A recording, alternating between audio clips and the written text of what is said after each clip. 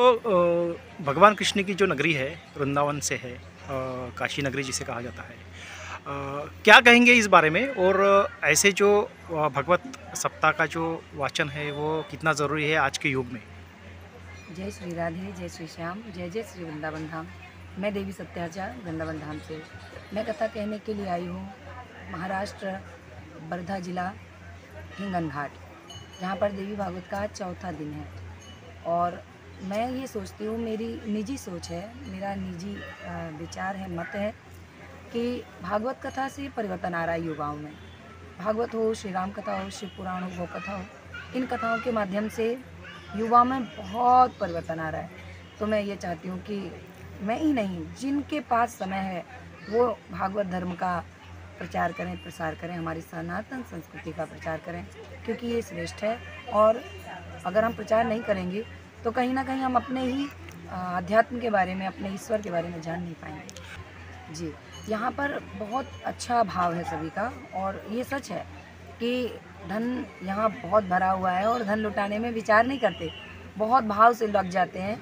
और इनके अंदर वो भावना नहीं है कि कपट हो या कुछ भी हो। सुनने में आया जैसे लोगों के बीच में, तो उनको कथा पसंद आई और उनका ये कहना था कि आपकी वजह से हम ये हिंदी में सुन रहे हैं, नहीं आज तक हम मराठी सुनते रहे। तो बहुत भाव से जुड़े हुए हैं। और धार्मिक स्थल होने की वजह भी है कि माता रानी का मंदिर है, तो सब बड़े प्रेम से, चाव से कथा सुन रहे हैं। तो मुझे तो लगता है कि सभी भावुक हैं और बहुत अच्छा क्षेत्र है। मैंने लगभग 2013 में सबसे पहला कार्यक्रम की थी। उसके बाद फिर मुझे एक गुरु की शरण मिली, मैं अपने गुरुदेव के पास गई, वहाँ मैंने अध्ययन किया। उसके चलते मुझे नौकरी भी मिली सेंट्रल बैंक में, पर मैंने नहीं की। और उसके साथ साथ बहुत से ऐसे कार्य हैं जिनमें मैं अपना भविष्य बना सकती थी, और मुझे कहीं ना कहीं लगा कि मैं धर्म का प्रचार ही करूँगी और इसी में प्रचार को करते करते अपना जीवन पूरा निकाल दूँगी। तो मुझे लगता है कि मेरे हिसाब से मौका तो याद नहीं है, पर लिखित रूप से मेरा 100 से ऊपर कार्यक्रम हो चुका है, और ज़्यादा ही हो चुका होगा, हो सकता है 150 से ऊपर हो गया होगा। और लगभग 13 के बाद मैंने अध्ययन भी किया। उसके बाद तो लगातार मेरा कार्यक्रम चल रहा है। लो जी, अरे ये आलोचना तो गलत ही है, क्योंकि अच्छाई जब आगे बढ़ती है तो संकट और क्लेश, बुराइयाँ पीछा करती हैं, ये सत्य है।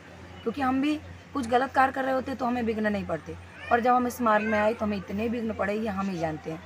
कि पढ़ाई भी की है, सब कुछ की है और कुछ कर लो, पर मुझे लगा कि नहीं नहीं, ये कार्य सही है, इसको ज़रूरी है करना। लेकिन फिर भी आलोचनाएं अपनी जगह हैं, पर अच्छे कार्य तो आगे बढ़ते जाते हैं। सनातन संस्कृति को मिटाने वाला ना कोई पैदा हुआ है और ना मिटा पाएगा, क्योंकि जो सच्चाई है वो सच्चाई है। सच्चाई को 100 बार भी झूठ कहा जाए तो झुटलाया नहीं जा सकता। हाँ, पीछे बहुत लोग पड़ेंगे, सत्य परेशान हो सकता है, पराजित कभी नहीं होता। और बस यही है कि सनातन संस्कृति ना मिटाई जा सकती है और ना मिटेगी, और ना अब कोई मिटा पाया। मिटाने वाले स्वयं मिट गए। अब देखिए, सबका अपना अपना नज़रिया होता है, सबका अपना अपना तरीका होता है किसी भी कार्य को करने का। अब अगर कथा सुनने वाले उस तरीके की कथा सुनना चाहें जिसमें दिखावा बहुत हो, जिसमें समाज की बातें ज़्यादा हों, गृहस्थी की बातें ज़्यादा हों, तो मुझे लगता है उसमें कोई बुराई नहीं है। जो भी कर रहे हैं उनकी तरफ से वो 100% रहता है। मैं किसी को गलत नहीं कहूँगी, क्योंकि जो भी कथाएँ करते हैं वो अपना ढंग देखते हैं, जनता उनसे मांगती है। मान लीजिए, हमसे भी कई रिपोर्टर बोलते हैं कि बेटी पर बोलिए, माता पर बोलिए, पिता पर बोलिए, आप इस चीज़ के लिए बोलिए, थोड़ा-सा आप फ़िल्मी जगत में बोलिए। तो जैसी मांग होती है वैसा परोसते हैं, इसमें कोई बुराई नहीं है। अपना-अपना सब 100% देते हैं। पर ये है, इतना ज़रूर कहूँगी कि कथा के विषय से नहीं भटकना है।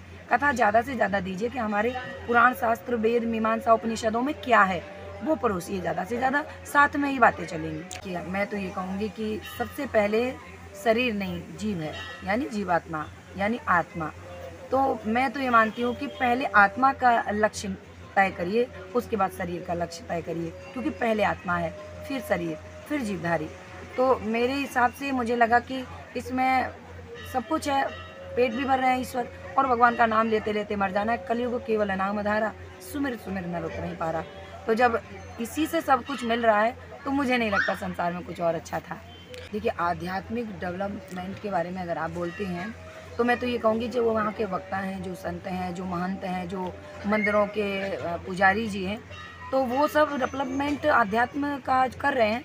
बाकी राजनीति से जुड़ा हुआ, जैसे क्षेत्रफल का जो डेवलपमेंट है, वो नेताओं के हाथ में होता है, तो वो उनको देखना चाहिए। बाकी अध्यात्म का तो संत महंत कर ही रहे हैं।